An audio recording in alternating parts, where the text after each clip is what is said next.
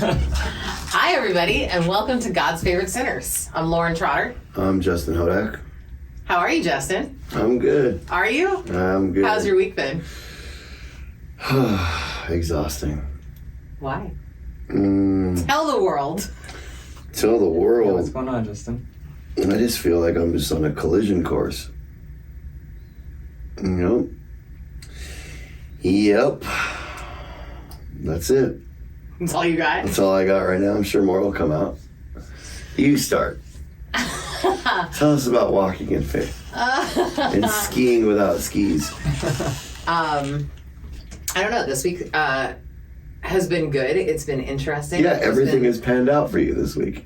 Yes. Yeah. But not without like disruptions or confusion or fears that come in. Do you know what I mean? Like that's the thing I always want to say is like I have lots of transitions happening. I have lots of things happening, which I've been talking about the last couple of weeks. Right. And it's the walking in faith and having that serenity in the midst of the storms and in the midst of the unknown and in the midst of the confusion, right?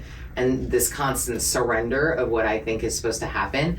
And I was working with my spiritual advisor yesterday, and what we were talking about and what we were looking at is how I pour into what God wants for me constantly more than for what I need, right? Because in this transition, it's really easy to start like praying for, finances or resources or clarity of where I'm going and wanting to know what I'm doing and wanting to know, but it's that stepping back and you're like, I don't know, and I don't need to know because it's not my job, and letting go of my expectations or wants and needs, and not meaning that I don't have dreams and ideas and I'm not putting effort into looking at what the next step is, but really pouring into what is the next indicated thing for me to do? What is laying right in front of me right here, right now? And focusing on that so I don't have to get enmeshed in all the fears and the anxieties and the thoughts about what is going to happen. Because I'm one of those people, I'm like a doomsdayer all the time. That's my natural default, especially because of my upbringing and stuff, and that idea of me needing to take care of it because no one else is going to take care of me. And that's always my default. So when I get into fears or anxieties or all that, it's that I'll go down a rabbit hole, or that's my inclination to go down the rabbit hole of everything's going to implode and everything's going to be terrible, and I'll drop into that, everything's against me. But there's a choice in that of the glass is half full or the glass is half empty, and being conscious of staying out of that being my default and staying in what's in front of me right now. And then my faith comes into play, and having faith that everything will work out as it's supposed to based on what God wants for me, not what Lauren wants for me, right? And that's where I think my peace and comfort comes in. And, this week was funny because last week I talked about it, that, I started this nonprofit, and then I found out that I needed to wait for my nonprofit status to be official. And then I heard that could be months and months, and I kind of had to surrender and be like, all right, so I'm going to get through the end of the year and see what happens, which means I don't know what I'm doing now because I had this idea of where I was going. So I was like, okay, and I surrendered it again, and I was like, okay, so what am I going to do now? If I can't do anything with that, I mean, obviously I could do preparation work, but what does that look like? And then yesterday, I got my status. And I was like, okay, we're on. But it's that thing of that remembering that if I stay in my faith that God's in charge, then I have to stay in the faith of He's in charge of everything, and relinquishing what I think is going to happen or what I want to happen or what I think I need to happen, and really staying in that walk of just waiting for His timing, which is not always instantaneous. And I'm very much I want it now, yesterday, 5 minutes ago.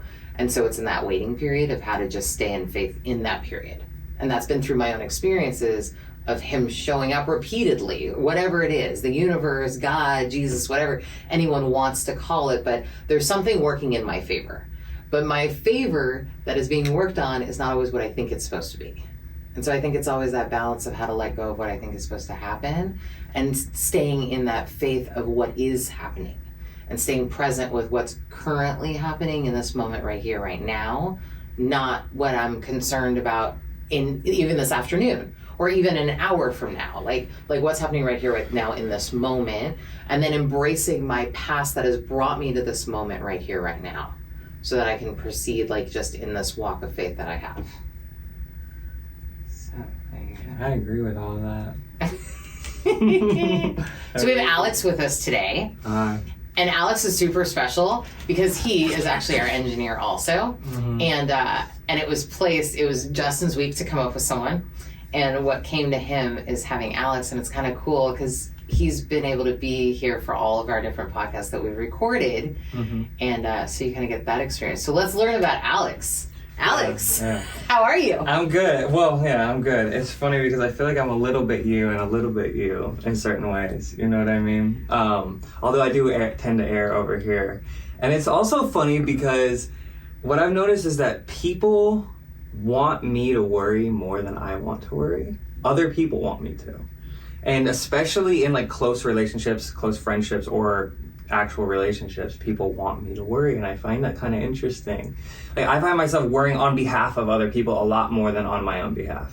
You know what I mean? It's funny you say that though, because I found that like as I became more faithful, when you're walking in faith, you actually take some crazy leaps that are not founded in anything like sane as far as people are concerned. And I actually have that a lot happen with my family. Like they'll be like, "You're insane. Like what are you doing?" Or I take these leaps of faith, being like, "I don't know. This is what I'm feeling. I'm being pulled to," and it's not safe, right? And especially financially, a lot of times is where it's very not safe. You know, and I'm a single mom with 2 kids, and people are like, "What are you doing?" I remember when I started my construction companies years ago, this was brought to me like, and it was presented to me, and it made sense to me, and I was like, I'm doing it, and I left a job I was at for years with insurance and benefits and everything. And there was something in me that was like, this is what I'm supposed to do. And I remember my whole family was like, "You're insane. Like, you're leaving all this. You've never even worked in construction. Like, really, like, what are you doing?" And I was like, I don't know. Like, I feel like this is what I'm supposed to do. And, you know, the first job we got was like $14 million. And like, for the next, 5 years that I had those with my business partner, we were super successful. And throughout those years, everyone would be like, they were so against it. But it's like those leaps of faith. It's funny. And whether they work out or not doesn't even matter. But when you're like in alignment, there's a comfort. But staying out of the codependency of what other people are worried about, that's always a trick. Yeah. What were you going to say, Justin? Nothing. I was just thinking about something in my life that happened like that too. What happened? Well, share. Yeah. Oh, I mean, share, Justin. Is it past the statute of limitations? Vague, in a general way. In a general way? Well, when... that big traumatic event happened to me, like my career kind of shut on me. I was working all these little odd jobs for these random rehabs here and there, and it wasn't anything like, my career was pretty shot. So I left that to go pursue something else that was, it's legal here in California, you know what I mean, for lack of a better term. And people looked at me like I had 8 fucking heads, right? And I remember my friend who was a guest on our podcast, she said, unless somebody's fucking you or paying your bills, they really don't have any say-so on what you do, right? As long as you're not hurting anybody. And I ran with it, dude. And I remember I took my, last 17 grand I had, and I, paid my bills for 3 months, and I took the other 10,000 and invested it, and went times 1,000, times 15,000. Or no, times 1,500 in like 3 months. Yeah. And like everybody looked at me like I was insane. But I knew like I was kind of where I am now. In what way? What do you mean? I just don't feel aligned, and it's, and what you were saying earlier is like, I'm realizing what I'm lacking, right? This lady, I heard her say something the other day, and she said, I'm paraphrasing, and I think I shared this with you the other day, she said, when I chose to live in God, I chose to live in a constant state of suspense. Right? Like, and I don't do good with suspense. I'm impatient. I don't have any patience. Because then because I'm a deep thinker, right? Well, patience don't pay the bills. Patience don't put food on the table, right? How do I know that, like I'm also a realist? Like if I drive down a bad neighborhood, if my God is there, what makes me think that God doesn't want me shot in the head? And what if God does? Because that's actually where the faith comes in. Is that the faith and is that's where I started. So, okay, well, let's go. All right, let's have a controversial conversation today. I like that. Yeah, let's have a controversial conversation. My story, but I like where this is. Let's go with the conversation. Like that's where my faith gets lacked when I see things happening to children. when I see things happening like in other countries where children are like made to be soldiers and like to have their parents shot in front of them, and they're bred to be these machines that are not of God, right? Yeah, but that's God's will. So that's where I kind of go back and forth between being in reality, right, and my faith in that. So in those times, whatever faith I have, which is, it's not like yours, right? But the little faith that I do have is, I don't know if compromise is the right word, but it's brought into question. Mm-hmm. So 2 things. Yeah. One, I talked to my sponsor about this because this is the most fundamental thing about faith is what about all the tragedy in the world? First thing he said to me was, well, those people are spiritually sick. And this is one of my biggest things that I also have trouble with is how much of what happens in the world is the result of other people who are lacking their connection to God, and how much of it is a result of God himself. And then also, is that lack of a connection also a result of God? Do you see what I'm saying? Right. Because there is a ton of tragedy out there in the world, but just like when you've burned it all the fuck down and maybe hurt people, you were lacking your connection to God. And so you caused pain in the world. You know what I mean? So there's free will. Right, exactly. Right? And this is always, I think, the back and forth, right? Is free will versus God's will. Sure. And so, yes, there is free will, period. And for me, I always lean on that I believe in my faith, right? And so I walk in that. And I believe everything happens as it's supposed to, right? I believe everything. I do. That's nice. For me, I do. I believe that everything plays a part in some bigger whatever, and there is free will. And I'm one of those people who will never debate religion or politics ever. I believe in my faith. I talk about what I believe in. And I as simple as that. There is free will in all of it, right? Sure. And everyone has a part, and everyone has a choice in the way they look at things, and everyone has a choice in how much they want to be in faith or in self-will. And I know in my life, it's always been very obvious. And what you just said to Justin, right? I've blown up my life. I've blown up people's lives. I have hurt enormous amounts of people throughout my life. I've hurt my children enormous times in my life. My life is riddled with tons of self-will and sabotage and debauchery and pain and grief and, you know what I mean? It's all over the place. And that was all part of my path, though. Do you know what I mean? And for me, that's what I always go back to, is that every moment of that, though, has led to where I am right here, right now. And what I try to stay out of is believing I'm God, which means I don't believe I know what you're supposed to do. Okay. And I don't know what you're supposed to do. Justin likes to call me and be like, I don't know what to do. Tell me what to do. And I can't, because I don't ever want to rob anyone of the experience that they're supposed to go through. Right. And so I get to make suggestions, or I get to share my experience, or I get to, try to help guide people to a faith base. But I never want to rob anyone of the experience that they're supposed to go through. Mm-hmm. And I believe that every moment of our day and our walk is a part of an experience we're supposed to have.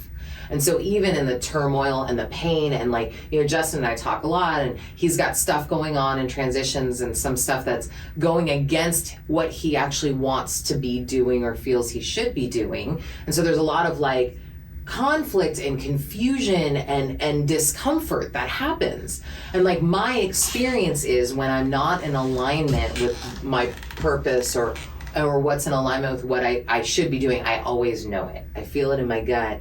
And when I make a conscious decision to go against it, or even an unconscious decision to go against it, you realize it because stuff spins and blows all around you, right? And it causes all this discomfort. Right. And so for me, it's always being aware of what's happening around me and how my actions are affecting not only people around me, but myself.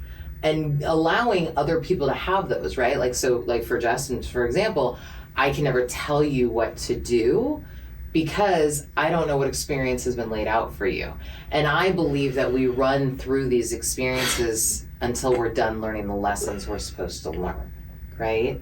And so it's that, how do we walk through these experiences and embrace the lessons? And that's kind of always my default when I'm talking to Justin or even you about situations that are going on, is, but what do you learn from this?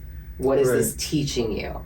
why do you think this is happening? Right. What is your gut telling you about this? Is this what you're supposed to be doing? Right. Most of the time when all the confusion and discomfort happens, the answer is no. Like we know that this isn't what we're supposed to be doing it, but we're doing it because of our fleshly desires. We're doing it because of our fear.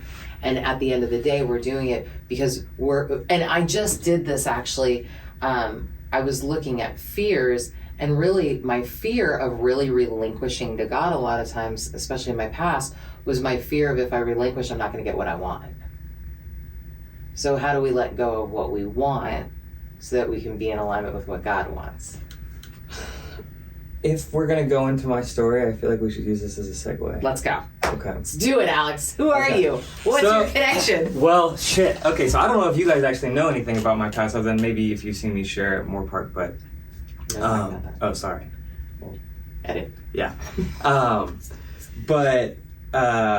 So my parents divorced when I was like 4 years old, and my mom took 4 of her children in a Greyhound bus across the country from Michigan to Northern California, where we joined a church that was run by my great uncle, and it was a cult. It was a cult church based on the Christian faith. And I spent my ages 4 to like 10 or 11 in this Christian cult, and they did things like change people's names, divorce people, and remarry them. It was, the idea was that the pastor, who was my great uncle, was like more or less the chosen man of God. We had a prophet who predicted what was going to happen in the future, and we lived by it, basically. Like that person's, God thoughts or whatever were what happened. And so that was my first impression of like religion and everything. And I was terrified of demons, okay, because I was convinced that demons were always going to get me. To this day, like, that shit scares me. Honestly, I've been afraid of the dark for like the majority of my life because of that. But when I left there, I used to be afraid of the dark when I was a kid. Yeah. You couldn't even take me in the scary movie section. Yeah. During Halloween, when people would put like decorations up, I would like run home crying because I like was convinced that like I love it now. that thing. Oh yeah, for sure. You learn to master. I'm better now. You learn to master it. So at the same time of having my mom she really loved the type of religion that was like scary, gonna get you for being bad religion. Mm-hmm. And my dad was like the exact opposite. My dad, so I left there, started kind of growing up a little bit. My dad would always just give me books, like philosophy books, literature books. And I was like introduced to a lot of like Eastern thought around then. Like Siddhartha was like one of like the first books that I read by Herman Hesse. And that kind of like introduced me to like Eastern thought. And I remember like walking around the libraries, like, finding the book, like the parallels of like Buddha and Jesus. You know what I mean? Mm-hmm.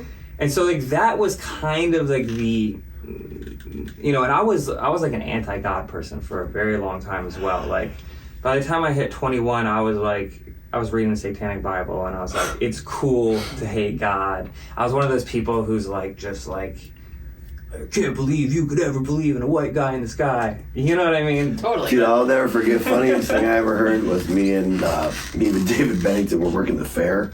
We were selling pots and pans. And this dude was giving away free Bibles at a booth. And he goes, "Have a Bible, sir?" And the dude just goes, "If I wanted fucking fiction like that, I'd go to Barnes and Noble." That was kind of... Yeah. Sorry. It's okay. It's funny. Made me think of that. My brain has always worked kind of very pattern seeking. That's kind of the way I am. I try to find like the purpose behind whatever's happening at any given time. I honestly think it might be like a mental illness thing, but I don't really know. Because like I also had OCD. Like I had to do like outpatient treatment for it. And anyway, so then I moved to Los Angeles. I have all these these really solid like seeds planted in me. But I come out here and like this city really does a number on people psychologically, especially the transplants. The ones who come here and they see like the glitz and the glamour, and they think like I'm no one and everyone else is someone and I have to be someone. And that whole like thought process and that whole attempt at trying to become somebody like destroys people, in my opinion. It really fucks them up. I can always drop you off where it's cool to be no one. Yeah. I love Los Angeles. I love Los Angeles. And to be fair, I've made it quite far in my pursuits. You know, I have a publishing deal with Sony Music. I've produced for artists on major labels. I have like a decent career. I've blown it up a couple times, or, ruined relationships, etc. Anyways, am I allowed to talk about my substance issues? Yeah. Yeah. Yeah. Just not in the context. Yeah. Edit. So I just, yeah, exactly. This whole time I was just drinking a lot. My family was the kind of family where we drank together, like at a young age. We would get evicted a lot from like apartments and live in hotels, and life was like an adventure. And it actually instilled a tremendous amount of faith in me. And I think maybe that's where this whole thing comes from. Like, I know people, like my girls, like Justin, like, the bills aren't gonna fucking pay themselves, like, get up, like, what are you doing? Like, literally wake up in the middle of the night, like I can't fucking fall asleep because I'm worried. And I'm like, no, I will sleep for 12 hours straight and then like drink some coffee and then I'll go, okay, what do I gotta do? You know what I mean? Yeah, and I think that comes from, though, like, your path, right? Because it's interesting because your foundation was super spiritual, although scary, right? And I think I even talked about this on a podcast a couple weeks ago. Like, I am not a fan of the religion, like, stuff that, like, screams, if you don't have Jesus, you're going to hell, da-da-da-da.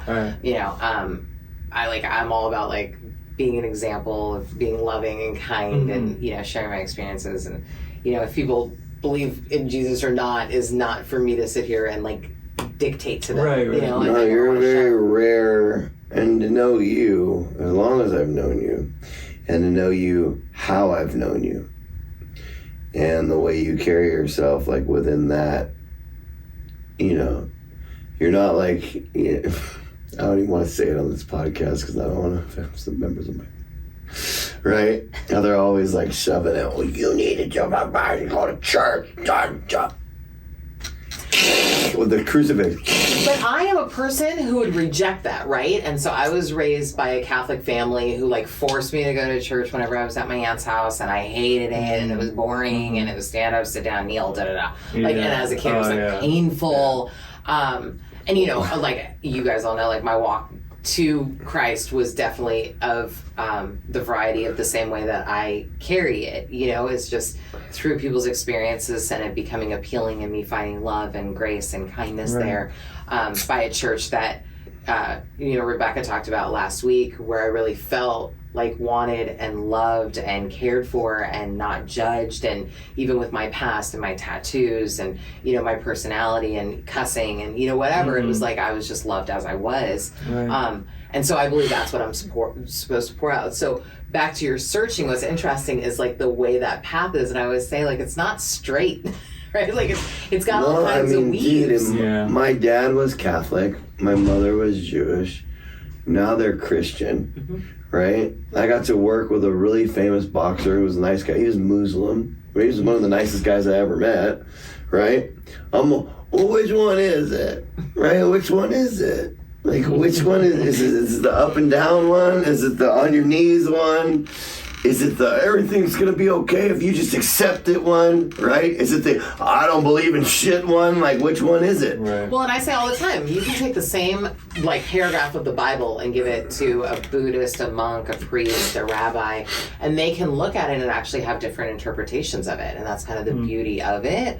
And so that's why I'm always on the side of, like, I know what my belief is, but I'm not trying to tell anyone what theirs has to be. Do you know what I mean? Because, again, I don't ever want to rob anyone of whatever experience they're supposed to have. Like, I know for me what my faith is, and I know that that's what I share, and that's my belief and my faith. But I believe every person's supposed to walk their own path, and that I'm supposed to be an example of what my faith is and who I am, and, the kind of woman I am, and share that. So this is interesting, right? Like, and I don't want to go off on a tangent. Maybe I digress and stop me if I want to, but it's like, I guess within each one there's basic principles, right? And what are those principles that bond God. them? Well, no, go deeper than Love. love, Love. Giving. brotherly love, Right. tolerance, selflessness, selflessness, gratitude. right? Everything that's anti-self, Right. Exactly. Yeah. right? Pretty much. And that is the same in all religions, right? Across the board. Is Right. that selflessness, the giving, the love, the self-will versus something's will and guidance. We live in a society that's all self-ran. Especially in LA. Oh, so back to, so you're living in LA. Right, and I digress. I felt the need to like make a quick comment. Lauren, you're a great example. I used to, when people wanted me to be afraid, I felt like I had to be afraid, and I would be afraid on other people's behalf. Like the fear of the world, like, got its claws in me. It wasn't until recently that I realized I could be the example for other people to walk in faith. And that is a very powerful mental shift when you get there. Because you're like, holy shit, instead of like, I have to be afraid all the time, I can actually be the person that shows the people that are afraid that you don't have to be afraid. Exactly. And I think people That's my whole jam. I don't want Jesus to be scary. Do you know what I mean? Right. Like, he's cool. And that's why I think y'all are kooks. Right, exactly. And again, I believe God was with me in the crack house, the whorehouse, and in the church. Right. And he's with me That's sitting on the this couch. tagline, by the way. It should It be. should be. Okay, so I'm in LA, and I think what is it? Fear. There's different fears. I've always had I have a warped perception of reality, and I always have. I feel like I have a destiny, and my destiny is very clear to me, and it's been clear to me since I was a very young person. And why is that crazy? Well, because a lot of people don't feel that way, and they tell me it's crazy. So I don't really know. Because of other people. But yes, exactly. The fear. I am right now walking in my purpose. Right. I am clear that I'm in my purpose. Right. Now, I don't know the actual, like, how to get there, but, like, I see the big picture of what's being laid out. Well, if you want to go back to the beginning of time, bro, Jesus said the same thing. Everyone thought he was a kook. Right, exactly. Okay, so because of other people. But I believe I have a destiny, and I think it gives me a certain, like, attitude towards life that, like, I feel like faith is beneath fear. Like, fear hops on top and, like, obscures everything. But the faith is always there underneath. You know what I mean? And that's kind of, like, the place I tend to operate from. But that's all besides the point. I developed substance abuse issues because I pushed myself to a degree. Well, I don't really know why. I think that's just who I am. I don't have an explanation for what happened, but I am Because you're a kook. an alcoholic. And I did a lot of cocaine. Mm-hmm. Say it ain't so. And I also, there's other things that I use as drugs, like women and other things. But, so I finally got into the program. My family's a family of alcoholics, every single one of them almost, I think. Yeah. So you found a recovery So you got a program. recovery. So I found a program, and that is where I first started not going like, fuck you to the idea of God. And also realizing all of the arrogance. I'm going to have to give a shout out to Jordan Peterson because he really fucking helped me with this. I don't know if you know who he is. Jordan Peterson. But he has this biblical series where he breaks down the Bible on like a cultural level and how like the Bible is sort of the context from which like civilization sprang. Mm-hmm. And he gave me such a deeper appreciation just for religion in general and how it structured society. It was the basis of society. And so I realized I was being such an arrogant little child. And now when I see other people do it, especially men, I'm think to myself like, it's time to grow up, bro. Like, that's one side of the stick. That's the angsty teenage boy version of the story. There's a lot more to this story. And so that's when I first started like kind of opening my heart to God. And, in the program that I am in recently, I have had a series of things that I feel like are proof of a higher power. And so I like walk in faith like I never have before. And I say things to people that I used to scoff at. And what's interesting is, like, I know for me, when I first got, like, really into my faith, like, I kind of had to break down my old ideas around God also. I remember I went to trauma therapy years ago, and I went there thinking I was going to heal all the trauma of my childhood and all of the different, situations that I've been through and all the deaths I've seen and, all that stuff, just all my trauma is what I thought. And what happened to me at that place actually was it healed my relationship with God. And I didn't realize that I had so much past stuff with God. And I had a similar, thing in my childhood where I decided that God didn't love me, because if he loved me, then he wouldn't have had all these things happen to me, and he wasn't there. And so I even went through a period also where I went down the satanic stuff, and I had pentagrams, and I was doing tarot cards, and I was like, and I just was like, there is no God, and, forget him, and I don't want anything to do with him. And I had like this whole history. And what's interesting though is when I look back on it, I had faith from as early as I can remember. And even going through those periods of like dark belief was actually a faith in itself.